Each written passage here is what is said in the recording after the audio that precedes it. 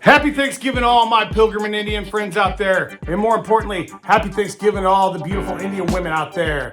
The ones like Cher in the 1973 video for Half Breed.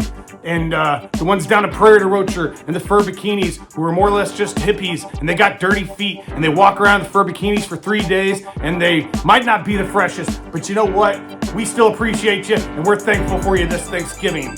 You might not be historically accurate, but you know who else isn't historically accurate? The French fur traders.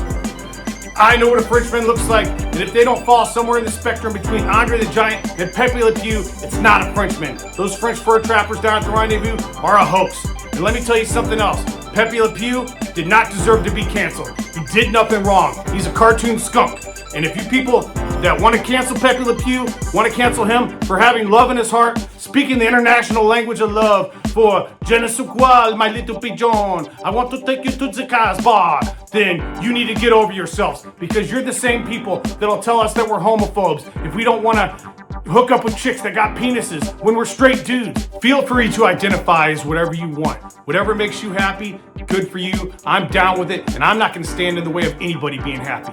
But you need to keep in mind that Pepe Le Pew was also trying to be happy. Pepe Le Pew would look outside of his species. He would try to hook up with cats who identified as skunks. And when they couldn't tolerate his stench, and he had no luck finding love, he would just move on to like a chihuahua in a fur coat. And let's be honest about this as well.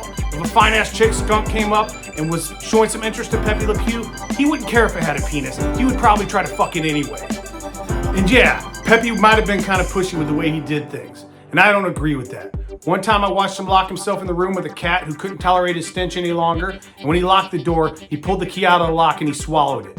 And it was a skeleton key. They would have had to do surgery to get that key back out of his stomach. And to me, that reads like a cry for help. A cry for help because Pepe was hurting inside. And Pepe's hurting inside, much like many of the people in the transgender community are hurting inside.